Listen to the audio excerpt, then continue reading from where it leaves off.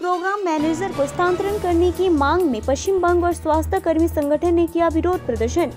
सिलीगुड़ी नगर निगम प्राथमिक स्वास्थ्य केंद्र 10 के प्रोग्राम मैनेजर का स्थानांतरण अथवा सेवानिवृत्ति करने की मांग को लेकर पश्चिम बंग पौर स्वास्थ्य कर्मी यूनियन ने सिलीगुड़ी नगर निगम में विरोध प्रदर्शन किया। साथ ही पश्चिम बंग पौर स्वास्थ्य कर्मी यूनियन की ओर से अपनी मांगों को लेकर उन्होंने सिलीगुड़ी नगर निगम के स्वास्थ्य विभाग के MIC यानी मेयर परिषद सदस्य को ज्ञापन भी सौंपा है।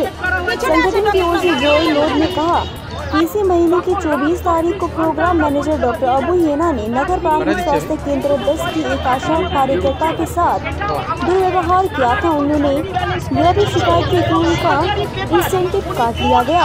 उन्होंने कहा कि यह प्रदर्शन इस घटना के विरोध में है ताकि उनको तत्काल स्थानांतरण किया जाए या फिर सेवानिवृत्ति।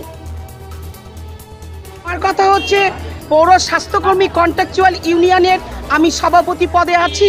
এখানে আমাদের স্বাস্থ্যকর্মীদের উপরে অন্যায় অত্যাচার এবং অসম্মান, রীতিমতো নারীকে অসম্মান করেছে, তাকে মুখের উপরে ছুঁড়ে মেরেছে, তাকে উনি উত্তেজিতভাবে উনি ধাওয়া করেছে, ওনাকে মারতে যাওয়ার অভিনয় নিয়েছে। এই জায়গাটা কি করলে আমাদেরকে আমরা সুস্থভাবে জীবনযাপন করতে পারবো, বাধ্য হয়ে স্বপ্নাশীল মণ্ডল উনি NM এর ঘরে আশ্রয় নেয়। UPSC 10 উপযুক্ত প্রমাণ আছে এবং আমরা যেখানে যেখানে সব নোটিশ করা হয়েছে সেই প্রমাণপত্রগুলো রয়েছে। আমরা প্রশাসনের কাছে, স্বাস্থ্য দপ্তরের কাছে আমরা সুবিচার চাচ্ছি এবং অবিলম্বে প্রোগ্রাম ম্যানেজার আবহেনা স্যারের বদলি চাচ্ছি। আমার নাম সরস্বতী মুখার্জি, আমি পৌর স্বাস্থ্যকর্মী কন্ট্রাকচুয়াল ইউনিয়নের দার্জিলিং শিলিগুড়ি মিউনিসিপাল কর্পোরেশনের আমি হচ্ছি সভাপতি। নাম স্বপ্নাশীল মণ্ডল। উনি 24 তারিখে আমাদের UPSC-তে মান্থলি যে আশা বিল হয় উনি ওটা চেক করতে গিয়েছিলেন। এবার প্রথম দিকে যেটা 4টা বুধবার বা 5টা বুধবারের জন্য একটা ইনসেন্টিভ হয় সেটা প্রথম থেকে কাটতে থাকেন।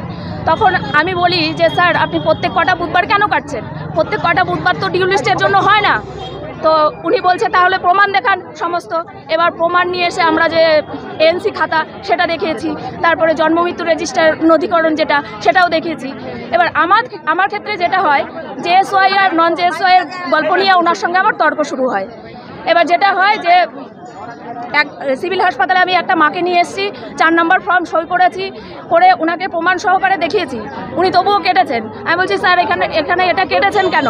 তখন উনি বলছেন যে JSY না, যেহেতু আমি বলছি সব মা তো JSY পায় না, তাহলে সব মাকে কি নিয়ে যাব না? এই প্রশ্ন একজন স্বাস্থ্যকর্মী আমাদের জিজ্ঞাসা করে, বলছে যে নেতাগিরি করতে আসছেন, যদি নেতাগিরি করতে হয় তাহলে ইলেকশনে গিয়ে দাঁড়ান, এখানে নয়।